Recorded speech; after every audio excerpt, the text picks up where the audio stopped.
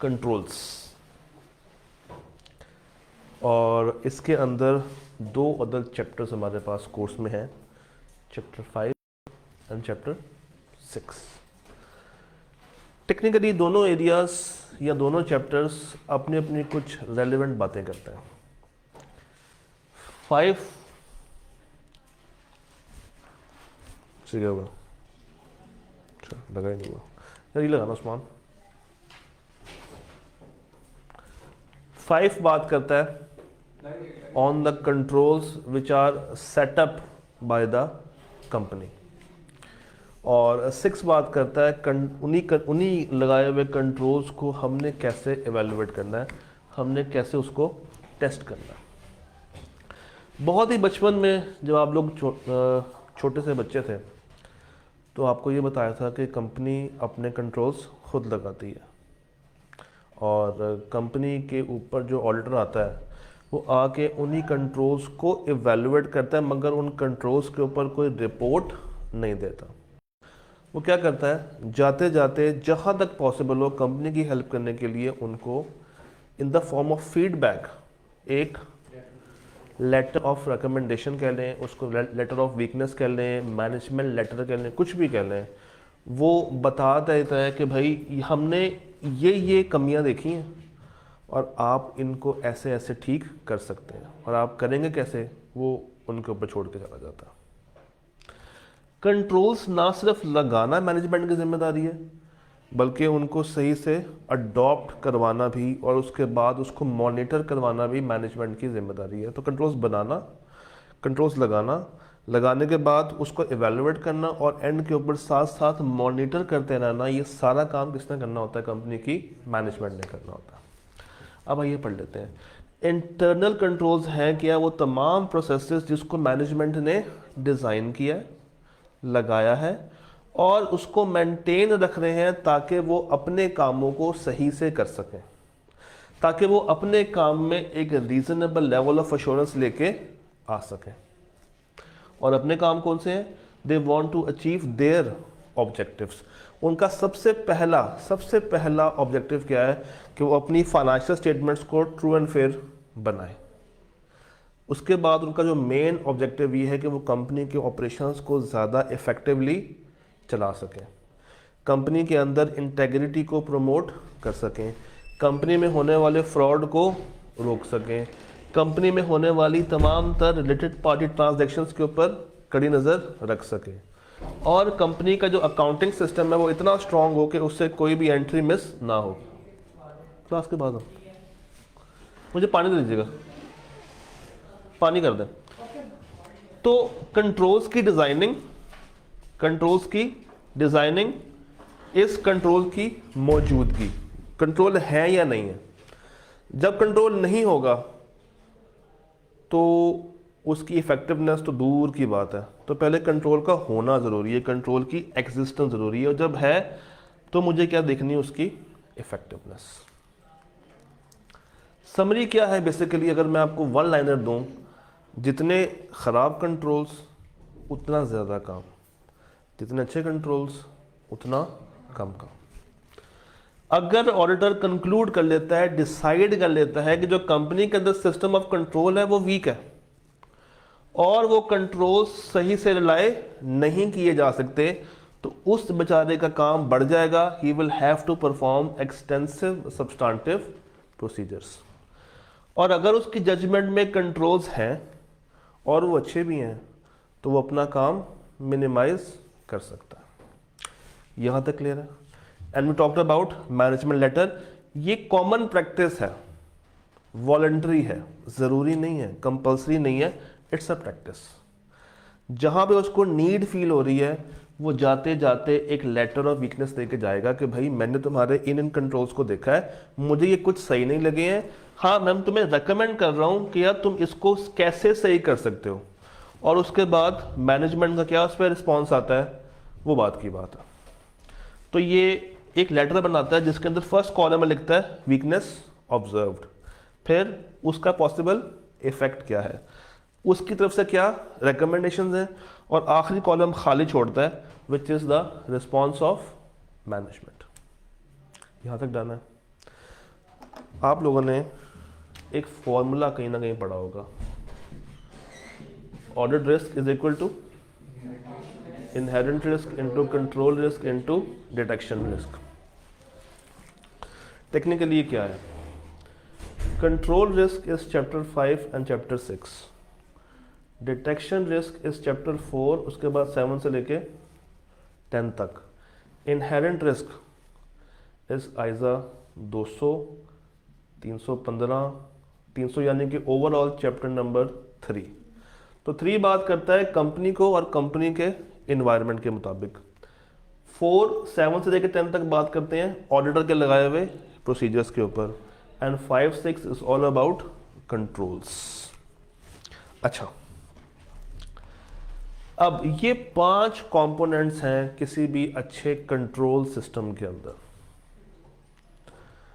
अगर इस कैंपस में हमने एक कंट्रोल लगाना है कि इस क्लास के बच्चे ये पेपर पास करें, तो मुझे ये बताइए फर्स्ट डे पे मुझे क्या करना चाहिए? पहले दिन में क्या करूं, या मुझे कितना प्रिपेयर होना चाहिए अगर मुझे आपको प्रिपेयर करवाना है? तो सबसे पहले मैं कराऊं ओरिएंटेशन और आपको दूं एक अच्छी कोर्स आउटलाइन।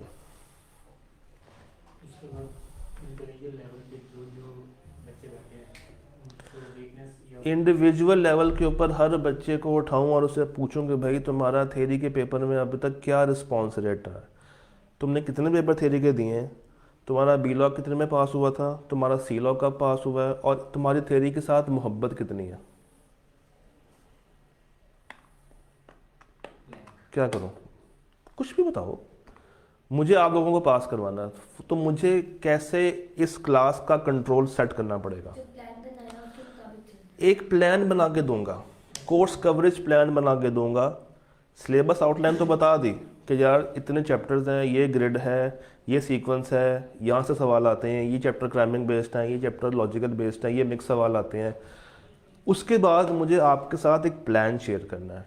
डे 1 ओरिएंटेशन में हमने 8 दिनों का एक प्लान रखा था। उससे क्या होगा, एक टाइमलाइन सेट होगी। मुझे पता है कि मैंने सिलेबस कब तक पूरा करना है, मुझे ये भी पता है कि आप लोगों के पास अपनी ज़ाती प्रैक्टिस करने के लिए कितना टाइम है, जो कि आपने कभी भी नहीं करनी। और उसके बाद मुझे ये भी पता है कि आप लोग कितना पैनिक हो सकते हो। उसके जो सब्जेक्ट है उसके बारे में जो इंडस्ट्री में या इंडस्ट्री में या डिफरेंट कॉलेजेस में उसके बारे में क्या कहा जाता है कि वो कितना मुश्किल है, कितना आसान है। अब बहुत सारे लोग डुअल माइंडेड होके आते हैं, कोई कुछ कहता है कोई कुछ कहता है, तो उन सबको एक पेज पर लेकर आना। फिर सर देखने की सारी प्रोसीजर फॉलो भी हो रहे हैं, मतलब ये सारे उसके बाद मैं डेली बेस पे देखूं, डेली बेस के ऊपर क्लास के बाद जाऊं और अपने ही प्लान को देखूं कि क्या मैंने आज का टारगेट अचीव कर लिया और मेरा कल का टारगेट क्या है। बच्चों की तैयारी हो रही नहीं हो रही है, मुझे हर दिन आपके लिए कुछ ना कुछ नई फनकारी करनी है। मुझे हर दिन कोई ना कोई नई एनिमेशन लेकर आनी पड़ेगी।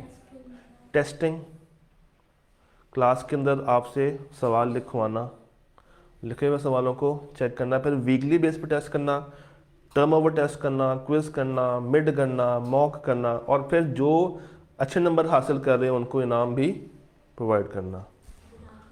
मैंने तो कुछ कहा ही नहीं। तो ये 5 हमारे पास एलिमेंट्स हैं। चलो ये तो थी जिम्मेदारी मेरी, that was the control activity जो मैंने लगाई है। मगर उससे पहले एक है कंट्रोल इन्वायरमेंट। कंट्रोल इन्वायरमेंट इस क्लास का इंडिविजुअल माहौल कैसा है। अगर तो मैं बहुत ही लीनियंट हूँ, इसका मतलब ये है कि आप लोग मेरे से डबल लीनियंट हो जाएंगे। अगर मैं आपको टेस्ट अटैम्प्ट ना करने पे नहीं पकड़ा, आप पे फाइन नहीं डाल रहा, तो आप लोगों ने कहना सर थ्योरी है, वैसे भी हमारे हाथ दुखते हैं, सेशन के एंड में कर लेंगे, नहीं तो जब पेपर देकर आएंगे उसके बाद कर लेंगे, क्योंकि उसके बाद दोबारा करने की ज़रूरत हमें पेश आएगी आएगी। और अगर मैं बहुत स्ट्रिक्ट हो जाऊं तो आप लोग भाग जाएंगे।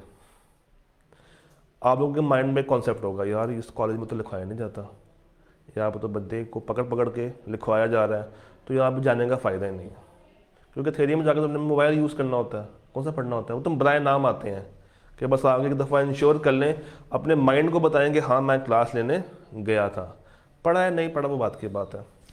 तो मुझे एक ऐसा इन्वायरमेंट, एक ऐसा माहौल आपको देना है जिसमें दोनों चीज़ें हों, थोड़ी सी स्ट्रिक्टनेस भी हो, थोड़ी सी लीनियंसी भी हो, साथ साथ मोटिवेशन भी चले और साथ साथ आपकी तैयारी भी होती रहे।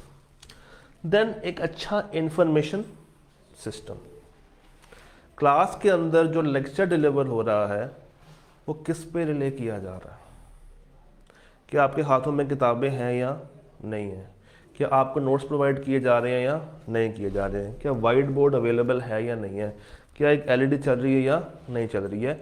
ये एलईडीज़ का रिवाज तो अभी अभी आया, इससे पहले आज से साल पहले या 1.5 साल पहले ये एलईडीज़ नहीं हुआ करती थी, बंदे प्रोजेक्टर पे पढ़ते थे। उसका एक मसला ये है कि उसकी जो इंक है या जो उसकी रेजोल्यूशन है वो इतनी अच्छी से नज़र नहीं आती, वो डल हो जाती है। तो चलें, एक अच्छा सिस्टम हमें मिल गया जो कि हेल्प कर रहा है आप तक इंफॉर्मेशन पहुंचाने में। ये सिस्टम इलेक्ट्रिक भी होते हैं और मैनुअल भी होते हैं। अच्छे टेस्ट बनाना, मैनुअल तरीके से आपसे टेस्टिंग करना। अच्छा, रिस्क असेसमेंट। अब मुझे पता है कि एग्ज़ाम के अंदर सवाल किस किस तरीके के आते हैं, कुछ सवाल आसान होते हैं, कुछ मुश्किल होते हैं, कुछ थ्योरी वाले होते हैं, कुछ लॉजिकल होते हैं।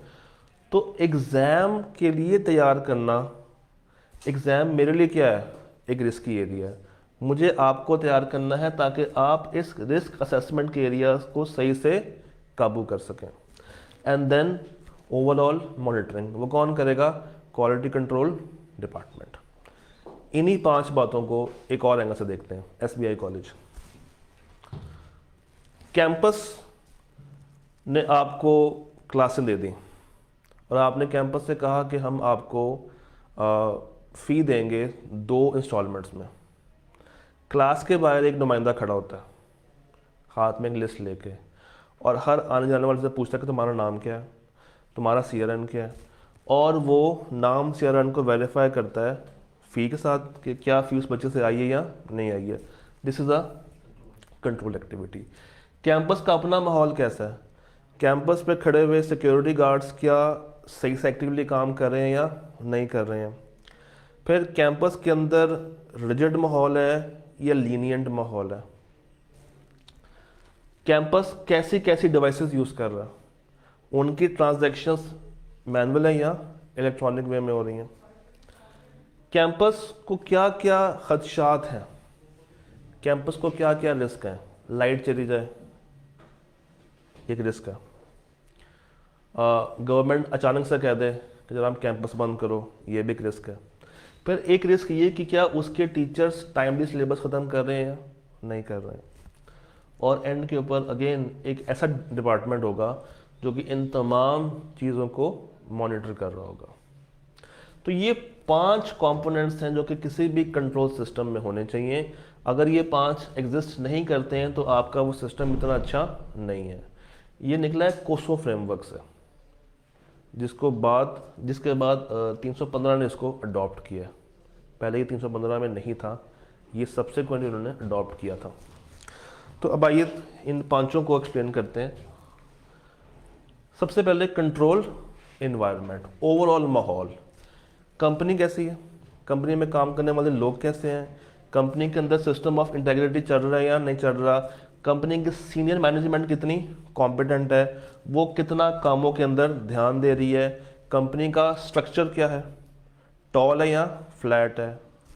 उसके बाद असाइनमेंट ऑफ अथॉरिटी, किसके पास क्या क्या काम है, उसने क्या क्या रोल प्ले करना है, क्या कोई सेंस ऑफ रिस्पॉन्सिबिलिटी एग्जिस्ट करती है या नहीं करती है, कंपनी की क्या रिसोर्स प्लानिंग है, क्या पॉलिसीज़ हैं, क्या प्रैक्टिसेस हैं, इंटेग्रिटी कितनी फॉलो कर रहे हैं। This is all about company कैसी है। जितनी अच्छी कंपनी होगी उतना अच्छा आप एक कंट्रोल सेटअप लगा सकते हैं। Technically this is attitude of company towards their work, company का एटीट्यूड टूवर्ड्स द वर्क।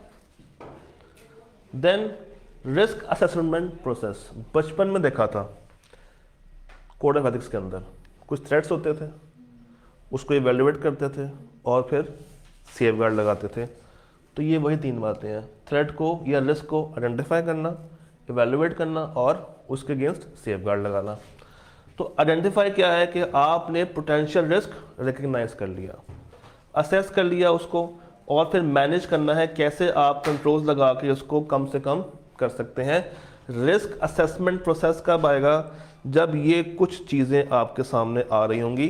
आपको एक सवाल आता है एग्जाम में, आइडेंटिफाई करें ऑडिट रिस्क और business risk. These are business risk.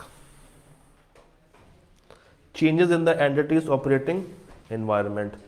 अगर तो लोग आ जा रहे हैं तो हर नए आने वाला एक नया कल्चर ला रहा है और उस कल्चर के अंदर कोई ना कोई रिस्क मौजूद होगा। लोग नए आ रहे हैं, कंपनी का इंफॉर्मेशन सिस्टम रीवैम्प हो रहा है। वो रीवैम्प कितने टाइम में होगा, प्रॉपर होगा भी या नहीं होगा, that's a business risk.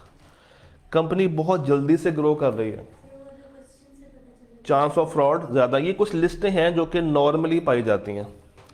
New technology, अब टेक्नोलॉजी की इम्प्लीमेंटेशन कैसी है कैसी नहीं वो देखना पड़ेगा। Business model, corporate restructuring, foreign operations के अंदर फॉरेन करेंसी का एक रिस्क होता है अक्सर। तो ये कुछ फैक्टर्स हैं जो कि आपके दिमाग में होने चाहिए जब आप बिजनेस रिस्क आइडेंटिफाई कर रहे होते हैं सवाल के अंदर। इंफॉर्मेशन सिस्टम, आप कौन सा सॉफ्टवेयर यूज़ कर रहे हैं? एक्सेल यूज़ कर रहे हैं, कोई क्विक बुक्स यूज़ कर रहे हैं, पीस्ट्री यूज़ कर रहे हैं, एसएपी यूज़ कर रहे हैं, या मैनुअल खाते बन रहे हैं? लोग कैसे हैं? क्या उनको वो चीज़ें चलानी भी आती हैं या नहीं आती हैं? इंफ्रास्ट्रक्चर कैसा है? फिजिकल और हार्डवेयर कंपोनेंट्स कैसे हैं? प्रोसीजर क्या है? डाटा क्या है? These are all information system. ये जब आप आते हैं फ्रंट डेस्क के ऊपर तो वो आपसे फॉर्म फिल करवाते हैं। फॉर्म फिल करवाने के बाद वही फॉर्म उठा के एक बंदे को दिए जाते हैं और कहा जाता है कि उसको सिस्टम में उतारो। हम फिजिकल कागज़ को कन्वर्ट कर रहे हैं इनटू एन इंफॉर्मेशन सिस्टम, ताकि कल को जब भी हमें कोई ना कोई डाटा चाहिए हम यहाँ से एक्सट्रैक्ट कर सकते हैं। Auditor would identify and understand the following, कि क्या कंपनी के तमाम तर बिजनेस ट्रांजैक्शंस वो सिस्टम में जा रही है या नहीं जा रही, क्योंकि जितना अच्छा ये सिस्टम होगा उतने अच्छे ही फाइनेंशियल रिकॉर्ड्स बने होंगे। जितना अच्छा लेजर मेंटेन हो रहा होगा उससे उतना अच्छा ही ट्रायल बनेगा, जितना अच्छा ट्रायल बनेगा उससे उतनी अच्छी फाइनेंशियल स्टेटमेंट्स बन रही होंगी। कंपनी कैसे प्रोसेस कर रही है, मैनुअल कर रही है या कंप्यूटराइज कर रही है? अकाउंटिंग रिकॉर्ड्स जो लगे हैं टू सपोर्ट द फिगर्स वो कैसे हैं? Overall this is about information system. Then controls, इस पर बाद में आते हैं, आखिरी पॉइंट पहले कर लेते हैं। मॉनिटरिंग ऑफ कंट्रोल्स, एक ऐसा डिपार्टमेंट होता है जो कि ओवरऑल ऑपरेशंस को डील कर रहा होता है, जो कि ओवरऑल ऑपरेशंस को संभाल रहा होता है। वो एंड के ऊपर कंपनी के बड़ों को रिपोर्ट देता है। यू कैन से कि ये काम शायद इंटरनल ऑडिटर कर रहा हो। कंट्रोल्स लगाना उसकी जिम्मेदारी में नहीं आता था, मगर उसको मॉनिटर करना उसकी जिम्मेदारी में फॉल करता है। देन कंट्रोल एक्टिविटी, ये मेन कंट्रोल्स हैं। 3 तरह के हमारे पास नॉर्मली कंट्रोल्स होते हैं, फिर ये प्रिवेंटिव कंट्रोल्स, डिटेक्टिव कंट्रोल्स और करेक्टिव कंट्रोल्स। कौन से? प्रिवेंटिव, डिटेक्टिव और पीडीसी। सीबीडी भी आप उसको वैसे बना सकते हैं, करेक्टिव, प्रिवेंटिव और डिटेक्टिव। हर एक की कुछ ना कुछ एग्जाम्पल्स हैं, कुछ ना कुछ कहानी है। प्रिवेंटिव वो होते हैं जो कि आपको इरेगुलरिटीज होने से शुरू में ही रोक देते हैं।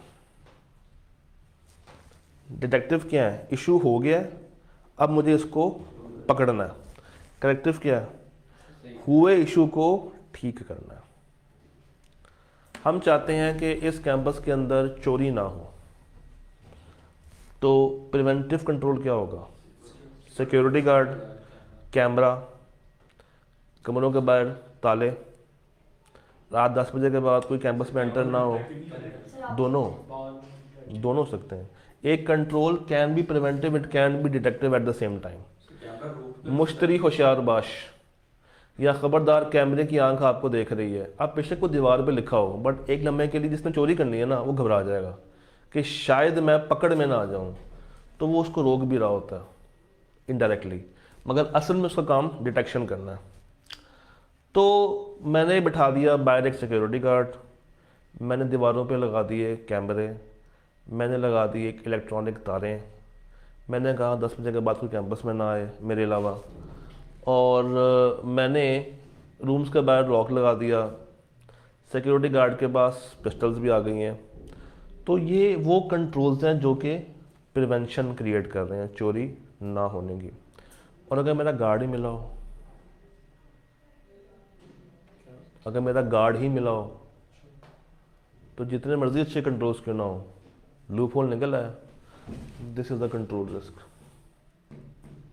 कंट्रोल रिस्क क्या था बेसिकली? लगे हुए कंट्रोल्स के अंदर छुपी हुई वीकनेसेस, छुपे हुए लूप होल्स।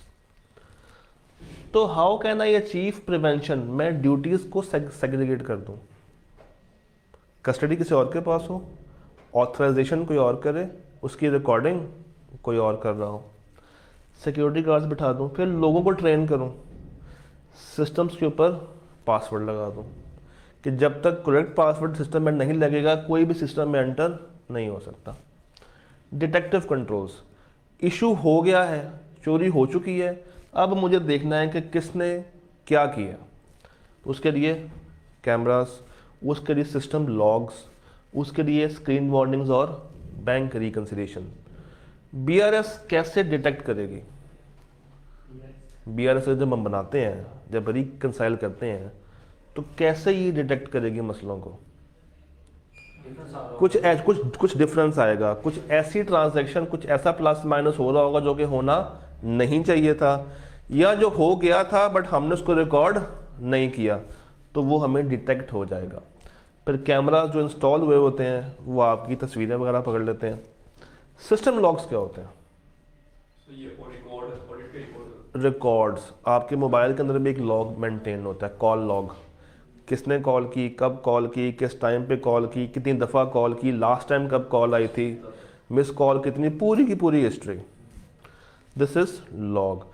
कौन आया, कब आया, किस टाइम आया, किसने कौन सी इंफॉर्मेशन निकालने की कोशिश की, किसने कितने दफ़ा क्लिक की है सिस्टम पे, कौन, स्क्रीन टाइम कितना था, कौन किस फोल्डर में ज़्यादा टाइम तक रहा, किसने क्या चीज़ कॉपी की। Screen warnings.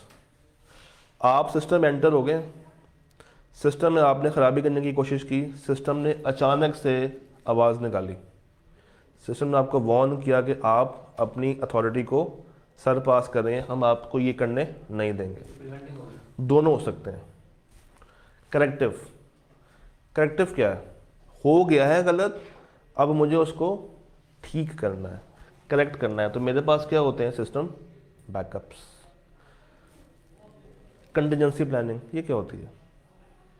फ्यूचर में ऐसा कुछ हो सकता है? फ्यूचर का एक ऐसा एग्रीमेंट कर लेना सर्विस वालों के साथ कि अगर ऐसा हो गया तो हम तुम्हें बुलाएंगे और तुमने आके हमारे सिस्टम के अंदर बैकअप को वापस इंस्टॉल करके जाना है। नॉर्मली मैं इसकी मिसाल देता हूँ गेम्स। हर गेम के अंदर सेव का एक फीचर होता है। तो जब आप बड़े एक्सट्रीम लेवल पे फंसे हों और आपका कैरेक्टर मर जाए तो आप पूरी गेम खेलेंगे दोबारा से? नहीं, जो लास्ट फाइल सेव की होगी उसी को डाल के फिर से उसको लेके चलेंगे। This is corrective control. उसके बाद हम इसको दो डिफरेंट कैटेगरीज में भी डिवाइड कर सकते हैं, एक स्पेसिफिक और एक application based controls. There are specific policies and procedures to prevent, detect and correct. हमारे पास 4 डिफरेंट कैटेगरीज आती हैं। एक information processing, physical controls, performance reviews और authorisation and segregation of duties. Information processing, it can be through application controls and it can be through general IT controls. अभी देखते हैं क्या होते हैं। फिजिकल कंट्रोल्स क्या होते हैं? फिजिकल सिक्योरिटी, जिसमें कोई भी इलेक्ट्रॉनिक यूज नहीं है। चोरी के लिए सिक्योरिटी गार्ड, बचाने के लिए, डैमेज से बचाने के लिए लोग खड़े हुए हैं। परफॉर्मेंस रिव्यू क्या होता है? जो काम हो गया उसको रिव्यू करना। कौन रिव्यू करेगा? मैनेजमेंट। मैनेजमेंट एक बड़ा अच्छा काम करती है, इसको कहते हैं 360 डिग्री फीडबैक। हर एम्प्लॉय से दूसरे एम्प्लॉय का फीडबैक लिया जाता, उसकी परफॉर्मेंस को दूसरे एम्प्लॉय से रिव्यू करवाया जाता है। और जब ऐसा रिव्यू होता है तो एम्प्लॉय दो तरह की फीडबैक देता है, कुछ अच्छा देगा और कुछ बुरा देगा। फिर बुरे के अंदर भी दो बातें होती हैं, या तो वो जेन्युइनली उसको क्रिटिसाइज़ करेगा या अपना कोई गुस्सा निकाल रहा होगा। तो इससे हमें आइडिया होता है कि कंपनी के अंदर माहौल चल क्या रहा है, कंपनी का जो ओवरऑल कंट्रोल इन्वायरमेंट है वो कैसा है। Reviews and analysis of actual performance compared with budgeted, forecasted या प्रायर पीरियड परफॉर्मेंस से, या पिछले साल से कंपेयर कर लो, या जो आपने बजट्स और फोरकास्ट बनाए हैं उससे कंपेयर कर लो।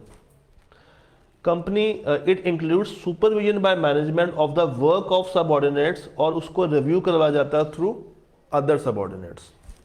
Then authorisation and segregation of duty, हर बंदे को हर काम नहीं दिया जा सकता, या एक बंदे को एक से ज़्यादा काम जब आप देंगे तो वो डोमिनेटिंग पोजीशन पे आ जाएगा। एक बंदे के पास रिकॉर्ड्स की कस्टडी भी है और उसके पास उन रिकॉर्ड्स को एंटर करने की अथॉरिटी भी है, तो वो किसी से नहीं पूछेगा और वो खुद ही से एंट्रियां पास करता रहेगा। तो कस्टडी किसी और के पास होनी चाहिए, ऑथराइजेशन किसी और के पास होनी चाहिए, और रिकॉर्डिंग ऑफ ट्रांजैक्शन किसी और के पास होनी चाहिए। इसको हम कहते हैं car, CAR। These are segregation of duties. Custody किसी और के पास हो, ऑथराइजेशन किसी और के पास हो, और रिकॉर्डिंग किसी और के पास हो। मुझे कहा जाए कि तुमने अपनी ही क्लास की रिकॉर्डिंग अपलोड करनी है, इसका मतलब है कि अगर मैं अपलोड करूं कोई और रिकॉर्डिंग तो क्या उसको पकड़ सकता है कोई? नहीं, because I have the custody, I have the authority, and मैंने क्या करना है, उसको अपलोड भी करना है। तो फ्रॉड से बचने के लिए, कोलूजन से बचने के लिए हम लोग क्या करते हैं, सेग्रीगेट करते हैं। कस्टडी किसी और को दे दी, अथॉरिटी किसी और को दे दी, और रिकॉर्डिंग किसी और को दे दी। Then we have some general IT controls and application controls. इसकी तरफ जरा बैंड पे आते हैं, फिर आगे चलते हैं। लिमिटेशंस, क्या क्या मसले होते हैं कंट्रोल्स के अंदर? जो मसले ऑडिट के होते हैं वो भी कॉस्टली होता है, ये भी कॉस्टली है, वो भी टाइम टेकिंग है, ये भी टाइम टेकिंग है, वो भी हर कंपनी अफोर्ड नहीं कर सकती, छोटी कंपनियों के लिए मुश्किल होता है। यहाँ पे भी छोटी कंपनियाँ इतने महंगे कंट्रोल्स नहीं लगा सकती हैं। फिर वहाँ पे रिलायंस होती है, यहाँ पे भी हम किसी ना किसी बंदों पे रिलाय कर रहे होते हैं। क्यों? बाकियों तक इतनी नॉलेज नहीं होती है। तो जो बंदा कंट्रोल की नॉलेज रखता है, जो बंदा उस कंपनी को चला रहा है, जब हम ओवरऑल उस पर डिपेंड होते हैं तो मसला आता है। ह्यूमन एरर वहाँ पे भी हो सकता है और यहाँ पे भी हो सकता है। कॉस्ट इफेक्टिव वो भी नहीं और ये भी नहीं है। यहाँ पे एम्प्लॉयज़ और मैनेजमेंट उसको ओवरराइड कर सकते हैं, इग्नोर कर सकते हैं, मगर कब करेंगे? जब ओवरऑल कंट्रोल इन्वायरमेंट ही ख़राब हो, वीक हो। कोलूजन्स हो सकती हैं जिसकी वजह से सेग्रीगेशन ऑफ ड्यूटी इतनी ज़्यादा इफेक्टिव नहीं रहती। कोलूजन क्या है? जब एक से ज़्यादा मिल के या दो या उससे ज़्यादा लोग मिल के फ्रॉड करने की कोशिश करें, क्योंकि जब लोग मिल जाएंगे तो पकड़ना मुश्किल हो जाएगा। ये है वो तमाम लिमिटेशंस जो कि फोर्स करती हैं कि भाई तुम क्या करो, सब्सटेंटिव टेस्टिंग की तरफ जाओ। Problems for small entity, her entity ये अफोर्ड नहीं कर सकती। ये छोटी एंटिटियों के लिए अक्सर क्या रहता है, इनअप्रोप्रिएट। क्यों? क्योंकि उनके लिए एक तो इसको सेग्रीगेट करना मुश्किल है, लोग ही कम है, एम्प्लॉयज़ ही कम है। तो जितने कम एम्प्लॉयज़ के साथ वो ऑपरेट करती हैं वो उसको डिफ़िकल्ट है टू सेग्रीगेट। और छोटी कंपनियों के अंदर कॉस्ट इफेक्टिव ये चीज़ नहीं रहती है। फिर कंपनियों का कोई ख़ास कल्चर नहीं होता, कोई कोड ऑफ कंडक्ट नहीं होता जिस तरह हर बड़ी कंपनी का होता है। छोटी कंपनियां मोस्टली इनफॉर्मल तरीके से चल रही होती हैं, तो जितना आप इनफॉर्मल रहेंगे उतने ही कंट्रोल्स आपके मिनिमाइज होते चले जाएंगे। ये एरिया आई को बहुत पसंद है, छुपा हुआ एरिया है, कि ये प्रॉब्लम्स आती हैं जब हम लोग एक्सेसिव रिलाय करते हैं on involvement of senior management. जब हम कंट्रोल्स को लेके सीनियर मैनेजमेंट पे ज़्यादा एक्सेसिवली रिलाई करना शुरू कर दें तो ये कुछ मसले मसाइल हमारे सामने निकल के आते हैं। नंबर 1, चूँकि हम किसी पे रिलाई कर रहे हैं वो क्लूजन के साथ या बड़ी चालाकी से एविडेंस को मिटा सकता है। There may be lack of evidence of controls. Management खुद ही से ओवर कर दो किसी को ना पता चले। मैनेजमेंट में लैक द एक्सपर्टीज, बाकियों के पास एक्सपर्टीज नहीं है। क्यों? हम लोग एक स्पेसिफिक बंदे पे रिलाई कर रहे हैं और चूंकि उसके पास उन कंट्रोल्स का सब कुछ है तो बाकियों को उसके ऊपर भरोसा करना पड़ेगा। बाकियों के पास कुछ भी ऐसा नहीं है जिससे वो उसको पकड़ सकें। तो there may be lack of evidence, there may be lack of evidence of control. Override आसानी से किया जा सकता है, एक्सपर्टी नहीं है। And there is unlikely to be any independent person within the management as there would be those charged with governance in a large entity. छोटी कंपनियों में तो दोज चार्ज विद गवर्नेंस भी नहीं होते, वहाँ पे तो हम कुछ मैनेजर्स के ऊपर ही रिलाई करके चल रहे होते हैं। तो ये सवाल आया कि आपने 3-4 दफ़ा पूछा है कि बताइए क्या मसले हैं जब आप किसी एक्सेसिव रिलाई कर रहे होते हैं किसी खास बंदे के ऊपर फॉर कंट्रोल्स। ये 4-5 बातें अगर आप क्रैम कर लेंगे तो शायद ज़िंदगी आपकी कुछ हद तक बेहतर हो जाए। सिस्टम लॉग एक ऐसी फाइल जिसके अंदर तमाम तरह रिकॉर्ड्स आ रहे होते हैं, कौन आया, कब आया, कैसे आया, किस टाइम आया। तो ये भी आया क्या 2-3 दफ़ा पूछ चुका है। ये एग्जीक्यूशन सिस्टम क्या होता है? सिस्टम की एग्जीक्यूशन चलाना, एग्जीक्यूट करना, to run the system. Company controls लगाती है, एक ऑडिटर जाता है और कंट्रोल्स को जाके वेरीफाई करता है। उसके पास कंट्रोल्स आइडेंटिफाई करने के या समझने के 3 तरीके होते हैं, नोट्स, फ्लो चार्ट्स और क्वेश्चनर्स। नोट्स क्या है कि जिस तरह आप अपने रजिस्टर में नोट्स बनाते हैं, टीचर बोलता है और आप साथ साथ लिख रहे हैं, these are narrative notes. Flow charts क्या है कि आप लंबे लंबे वर्क के नाम बनाएं, आप उसको एक डायग्रामेटिक रिप्रेजेंटेशन देते हैं कि इस स्टैंडर्ड में ये 4 बातें हैं, इसके अंदर ये 3 बातें हैं, इसके अंदर ये 2 बातें हैं और इसकी एक एक एक्सेप्शन ही है। ये बन गया पूरा का पूरा फ्लो चार्ट। और पूरा स्टैंडर्ड उठा के 10-12 सफ़ों पे लिखना, ये क्या है? Narrative notes. Written description of control system, पूरा उसको प्रॉपर बैठ के लिखना। Used mainly to make record of control activities.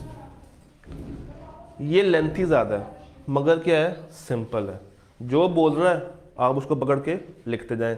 मसला कब आता है? ये टाइम कंज्यूमिंग ज़्यादा है, लेंथी भी है, टाइम भी ज़्यादा लेता है और अगर इसमें कोई गलती हो जाए तो ठीक करना मुश्किल हो जाएगा, बशर्ते कि आप हैंड रिटन कर रहे हो। और अगर आप टाइप कर रहे हैं तो फिर होने वाली गलती को सही जगह पे जाके ठीक किया आसानी से जा सकता है। बट अगर आप लिख रहे हैं तो आपको वो काटना पड़ेगा, फिर काट के वो चीज़ अलग से लिखनी पड़ेगी। अगर लिंक नहीं हो रहा तो फिर सब कुछ काट के सब कुछ दोबारा से लिखना पड़ेगा। सिस्टम फ्लो चार्ट, एक अकाउंटिंग सिस्टम को अगर आपने डायग्रामेटिक फॉर्म में दिखाना हो और उसको ईजीली समझना हो तो हम क्या यूज़ करेंगे? एक पूरा का पूरा फ्लो चार्ट। फ्लो चार्ट जो है वो फ्लो ऑफ वर्क बताता है कि कौन कब कैसे क्या काम कर रहा है, डॉक्यूमेंट्स कैसे कैसे ट्रांसफर हो रहे हैं from one area to another area. Flow charts बड़ा एक अच्छा विजुअल इम्पैक्ट देते हैं, आप ऊपर ऊपर से देख के समझ जाते हैं कि हाँ कंपनी के अंदर ये 4-5 काम इस तरीके से हो रहे होंगे। ये लेंथी नहीं होता, डिटेल्ड नहीं होता, मगर ये लेंथी भी और डिटेल्ड भी है। इसको बनाने में टाइम कम लगता है मगर एक्सपर्टी ज़्यादा चाहिए होती है। And then we have ICQ and ICEQ. ICQ stands for internal control questionnaire and ICEQ is internal control evaluation questionnaire. Control है या नहीं है? yes or no? This is ICQ. Control है, कितना अच्छा है? It is ICEQ. ICQs के हम लोग जाके तलाश करते हैं कंपनी के अंदर छुपे हुए आइडियल कंट्रोल्स को कि क्या वो एग्जिस्ट करते हैं या नहीं। एंड ICEQ इज कि क्या वो सही से काम भी कर रहे हैं या नहीं, आर दे वर्किंग एफिशिएंटली और नॉट। इसमें क्या होता है कि हम उनके पास कुछ बने बनाए सवालात लेके जाते हैं, जिस तरह एडमिशन फॉर्म फिल होता है या नहीं होता, यस और नो, कैश की इनवॉइस बनती है या नहीं बनती, यस और नो, उसके बाद कार्ड की डिटेल्स ली जाती हैं या नहीं, रिकवरी शीट्स बनती हैं या नहीं बनती हैं, दरवाजे के ऊपर क्या कोई बंदा खड़ा होता है रिकॉर्ड लेके, क्या बायोमेट्रिक हो रहा है या नहीं हो रहा, सब्जेक्ट वाइज डिटेल और कोऑर्डिनेशन उसके साथ सही से रब्ता कर रही है या नहीं कर रही है। तो आपने पूरा लिखना नहीं है, आपने सेट बने हुए क्वेश्चंस लेके जाने हैं और उनसे पूछना है कि सर यस नो बताते जाएं। तो कहीं पे वो यस बताएगी और कहीं पे वो नो बताएगी। जहां पे वो यस बता दे, अब आपने उसकी गहराई में उतरना है। उन्होंने कहा एडमिशन फॉर्म फिल होता है, यस, उस फॉर्म के ऊपर क्या बच्चे का नाम आता है, क्या बच्चे का रोल नंबर आता है, क्या फ़ी की डिटेल आ रही है, क्या सब्जेक्ट्स आ रहे हैं, क्या उसके साइन लिए जा रहे हैं या नहीं लिए जा रहे हैं। इसको आप वॉक थ्रू टेस्ट भी कह सकते हैं, जिससे आपको पूरी ऑडिट की ट्रेल समझ आ जाती है। फिर रिकवरी, क्या वो फुली अपडेटेड है या नहीं है, रोल नंबर आ रहा है, पिक्चर आ रही है, आउटस्टैंडिंग अमाउंट आ रही है, ड्यू डेट आ रही है या नहीं आ रही है। तो ICQ आपको बताता है कंट्रोल्स जो कि आइडियली मौजूद होने चाहिए, और जो है उनकी इवैल्यूएशन के लिए क्या है हमारे पास, ICEQ।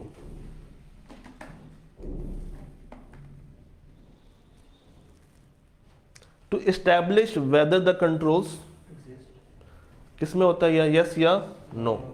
यस का मतलब क्या है कि कंट्रोल मौजूद है, कंट्रोल की स्ट्रेंथ है। नो, कंट्रोल एग्जिस्ट ही नहीं करता। तो जब वो एग्जिस्ट ही नहीं करता तो स्ट्रेंथ की बात तो आती ही नहीं है। कंट्रोल की क्या है, वीकनेस।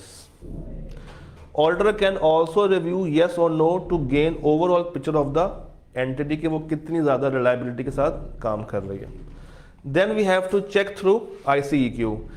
ICQ में क्या होता है कि हम गुड न्यूज़ और बैड न्यूज़ दोनों तलाश कर रहे होते हैं, है या नहीं है या नहीं है।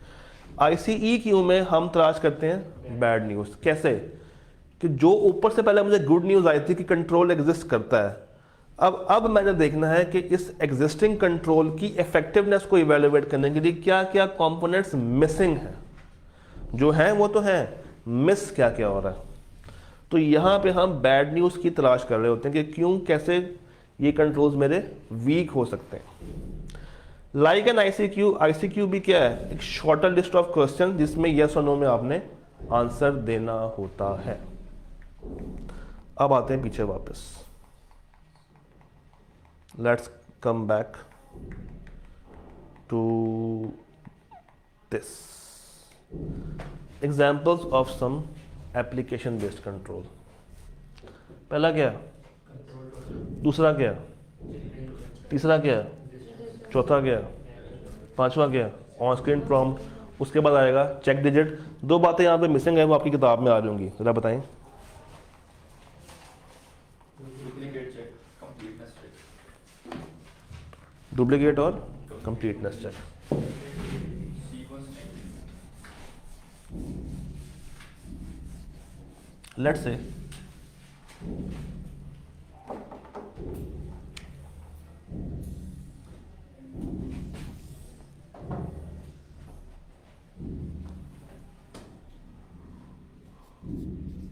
हर कंपनी के पास एक डेटाबेस होती है। इस डेटाबेस में लिखा हुआ है कि कस्टमर्स के लिए जो कोड होगा वो होगा C001 से लेके C100 तक। सप्लायर्स के लिए जो मैंने कोड निकाला है वो है S001 से लेके S100 तक, और एम्प्लॉयज़ के लिए जो कोड है वो है E001 से लेके E100। अब अगर मुझे सिस्टम के अंदर एक नया एम्प्लॉय ऐड करना है, क्या ऐड करना है, नया एम्प्लॉय, तो डिपार्टमेंट कौन सा होगा, कौन सा डिपार्टमेंट के पास इस एम्प्लॉय को ऐड करने की अथॉरिटी होगी, HR डिपार्टमेंट के पास, तो HR डिपार्टमेंट के पास एक ऐसा फॉर्म आ रहा होगा, यहाँ पे करके कहीं ड्रॉप डाउन होगा। इस ड्रॉप डाउन में 3 ऑप्शंस होंगी, कस्टमर, सप्लायर और एम्प्लॉय। तुम क्या ऐड करना चाहते हो इस डेटाबेस के अंदर। तो जब उसने यहाँ से कस्टमर चूज कर लिया गलती से, तो कस्टमर को कोड क्या असाइन होगा, C001 से लेके C100 तक। मगर ये फॉर्म किसका है, HR डिपार्टमेंट के पास है, जो कि क्या ऐड कर सकते हैं, उनके पास अथॉरिटी क्या है, टू ऐड ओनली एम्प्लॉयज। अगर तो वो कस्टमर का डाटा ऐड करने की कोशिश करेंगे गलती से भी, तो उनको मिलेगा एक सिस्टम के ऊपर ऑन स्क्रीन प्रॉम्प्ट। ये क्या शो करेगा कि भाई जो तुम काम कर रहे हो वो गलत है। एक लाल पट्टी आएगी, तुम्हारी कोडिंग में मसला है, तुम जो काम कर रहे हो वो इस तरीके से नहीं होता। जैसे अगर आप अपने इस मशीन के ऊपर किसी भी चीज़ को 0 भी डिवाइड करें तो एक एरर आपको देगा, इन्फिनिटी का एरर। अगर आप मोबाइल के ऊपर 4-5 दफ़ा पासवर्ड गलत दबाएं वो आपको एरर देता है। वो आपको ऑन स्क्रीन के ऊपर रहते हुए एक वार्निंग दे रहा है, एक प्रॉम्प्ट दे रहा है कि भाई जो तुम काम कर रहे हो वो काम गलत है, बाज आ जाओ।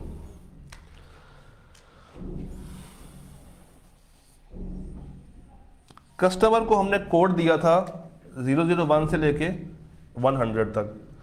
अब अगर एक नया कस्टमर आए और उसको मुझे कोड असाइन करना है 102, क्या ये इस रेंज में फॉल कर रहा है? नहीं। तो जब मैं डेटाबेस में जाके C102 ऐड करने की कोशिश करूंगा, वो मुझे फिर से क्या देगा, एक ऑन स्क्रीन प्रॉम्प्ट। क्यों देगा? क्योंकि मैं उसकी रेंज से बाहर जा रहा हूँ। तो ये क्या है, रेंज चेक। एक कस्टमर के साथ मैंने ट्रांजैक्शन करनी है, कस्टमर से मैंने पूछा कि भाई तुम्हारा कस्टमर कोड क्या है जो हमने तुम्हें असाइन किया हुआ है। उसने बताया सर मेरा कोड है C158, गलती से बता दिया। ये C158 मेरी डेटाबेस के अंदर एग्जिस्ट ही नहीं करता। तो अगेन मुझे क्या आएगा, एक ऑन स्क्रीन प्रॉम्प्ट। क्यों आएगा कि भाई ये एग्जिस्ट सिस्टम में ही नहीं कर रहा। Then we have control total and batch total. जैसे ही एनरोलमेंट स्टार्ट होती हैं तो इनके पास रश पड़ जाता है। हर बच्चा आ रहा है, डेली बेस के ऊपर 100, 200, 300 फॉर्म प्रोसेस हो रहे होते हैं और हर फॉर्म के ऊपर बहुत सारी डिटेल आ रही होती है। बच्चे का नाम, उसका CRN, उसके फादर का नाम, सब्जेक्ट्स, फ़ी, उसकी ईमेल, मोबाइल नंबर, पता नहीं क्या क्या कुछ रिकॉर्ड आ रहा होता है। डे एंड के ऊपर कॉलेज के प्रिंसिपल को ये देखना है कि कितने फॉर्म सिस्टम में एंटर हुए हैं, कितनी फ़ी आई है और किस किस सब्जेक्ट में कितनी कितनी एनरोलमेंट हो गई है। मैंने 3 बातें बताई हैं। ये हैं 3 की पैरामीटर्स जो कौन देखेगा, प्रिंसिपल।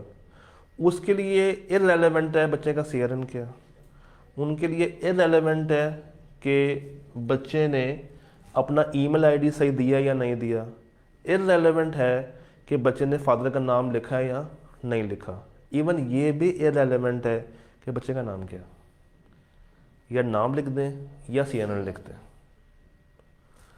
देखना क्या है, सब्जेक्ट वाइज इनरोलमेंट, टोटल फ़ी कलेक्टेड और कितने फॉर्म सिस्टम में एंटर हुए हैं। चले रिसीवेबल भी काउंट कर लेते हैं।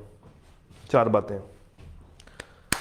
तो अगर डेली बेस पे 300 फॉर्म आ रहे हैं और ये हर दफ़ा फॉर्म को प्रोसेस करने से पहले 15-20 मिनट बच्चे के साथ लगा रहे हैं और टीम में 2 से 3 लोग बैठे हुए हैं, तो डू यू थिंक कि डे एंड के ऊपर ये सारे फॉर्म पहले फिजिकल लें और उसको सिस्टम में डाल के सिस्टम को अपडेट करें? ये पॉसिबल नहीं है। मगर प्रिंसिपल ने कहा है कि मुझे डाटा रात 10 बजे देखना है, तो क्या किया जाए? कोई 1-2 बंदे लगाएं और उनसे कहें कि गिनती की ये 4 इंफॉर्मेशन तो सिस्टम में डालो, नाम डाल दो या CRN डाल दो, जो आसान है। फ़ी डाल दो, सब्जेक्ट के अंदर एनरोलमेंट डाल दो, ताकि वो जो 4-5 चीज़ें थी वो एटलीस्ट उसकी समरी मेंटेन हो जाए। फिर डेली बेस के ऊपर आहिस्ता आहिस्ता करके पूरा फॉर्म अपडेट करते रहो। हम सिस्टम में डाटा फेंक रहे हैं, सिस्टम में डाटा डाल रहे हैं। लेट्स से 300 फॉर्म आए और सिस्टम ये शो कर रहा है सिस्टम ये शो कर रहा है कि फ़ी आई कुल मिला के 17 लाख। कितनी आई है? 17 लाख की फ़ी आई है, ये सिस्टम बता रहा है। मगर जो मैनुअल रिकॉर्ड्स हैं, जब उनका टोटल किया गया तो ये पता चला कि 15 लाख है। 17 लाख सिस्टम बता रहा है, 15 लाख मैनुअल बता रहा है। इसका मतलब है कि कोई ना कोई मसला हुआ है, या सिस्टम में एंट्री गलत हो गई है, या कोई चीज़ प्रोसेस होने वाली रह गई है, या 17-15 शायद कोई चीज़, कोई फॉर्म या कुछ फॉर्म मेरे डबल प्रोसेस हो गए हों। इनसे एक और मसला भी होगा, मेरी एनरोलमेंट्स एक्चुअल से आउट हो जाएंगे। सिर्फ मसला फ़ी में नहीं आया, फिर मसला एनरोलमेंट्स में भी आया होगा, क्योंकि अगर एक फॉर्म में 2 दफ़ा 3 दफ़ा प्रोसेस कर रहा हूँ तो वो 2 से 3 दफ़ा एनरोलमेंट भी काउंट करेगा, 2 से 3 दफ़ा वो बच्चा भी काउंट करेगा, और 2 से 3 दफ़ा वो फ़ी भी काउंट करेगा। यहाँ पे एक हमारे पास कंट्रोल आता है, डुप्लीकेट कंट्रोल, कि अगर एक फॉर्म में 2 दफ़ा एंटर करूँ तो सिस्टम चीख उठे कि भाई इसी CRN के साथ तुमने ऑलरेडी एक फॉर्म एंटर किया हुआ है, आर यू श्योर कि तुम दोबारा से यही वाला फॉर्म एंटर करना चाह रहे हो? वो भी क्या देगा आपको? एक ऑन स्क्रीन प्रॉम्प्ट, मगर वो चेक कौन सा होगा? Duplicate check. अच्छा, एक है कंट्रोल टोटल, एक है बैच टोटल। कंट्रोल टोटल ये है कि मैं डे एंड के ऊपर सब कुछ इकट्ठा ऐड करूं। बैच ये है कि मैं हर घंटे घंटे में जितने फॉर्म आए हैं उन सब की एडिशन बैच वाइज चेक कर लूँ। मैं कहूँ कि 12 बजे से लेकर 2 बजे तक जितने भी फॉर्म आए हैं वो सिस्टम में जाएं और उनका टोटल चेक कर लूँ। फिर 2 से लेकर 4, फिर 4 से लेकर 6, फिर 6 से लेकर 8 और 8 से लेकर 10। इससे ये होगा कि अगर ये आउट हो रहा है डे एंड के ऊपर और मुझे पता है कि 6 बजे तक कोई मसला नहीं था, तो मसला कहाँ पे होगा? जो फॉर्म 6 बजे से लेके 10 बजे तक एंटर हुए। तो कंट्रोल टोटल है कि जब आप डे एंड के ऊपर बैठ के उसको ऐड अप करें, एंड बैच इज कि आप उसको सेग्रीगेट कर दें, उसको तोड़ दें, डिवाइड कर दें और हर बैच को अलग अलग कंट्रोल टोटल लगा दें। यहाँ तक क्लियर है? चेक डिजिट एक ऐसा नंबर जो कि आपके डाटा को वैलिडेट कर देता है, एक ऐसा नंबर जो आपका सिस्टम आपको लगा के देता है आपके कोड के साथ, कि जब तक आप उसको सिस्टम में ना ऐड करें उस पूरे कोड को, सिस्टम वो ट्रांजैक्शन को प्रोसेस नहीं करता। एक मिसाल यहाँ से ले लेते हैं, 3, 4, 6, 7। आपने सिस्टम से कहा कि मुझे इस नंबर के अगेंस्ट मॉड्यूलस 11 यूज करते हुए यहाँ पे एक चेक डिजिट निकाल के दो या लगा के दो। क्या यूज करना है? मॉड्यूलस 11। और भी हैं, मगर कोर्स ने जितनी बात की हम उतनी बात करेंगे। तो एक नंबर ये है, दूसरा ये है, तीसरा ये है, चौथा ये है। सिस्टम क्या ऐड करेगा? 5वां नंबर ऐड करेगा। कैसे ऐड करेगा? इसको मल्टीप्लाई करवाएं reverse.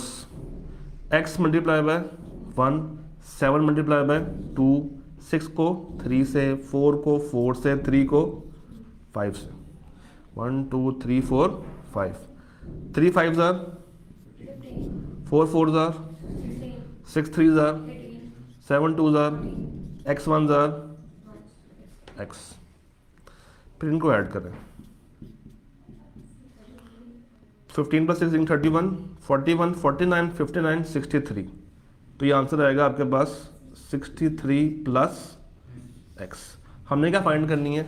Value of x। Modulus क्या था? 11। मुझे एक ऐसे नंबर तक पहुंचना है जो कि 11 पे पूरा पूरा डिवाइड होता हो।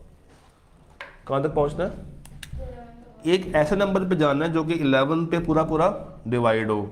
तो 63 में क्या ऐड करूं जो कि एक ऐसा नंबर दे जो कि पूरा पूरा 11 पे डिवाइड होता हो। अगर मैं 1 ऐड करूं तो क्या आएगा?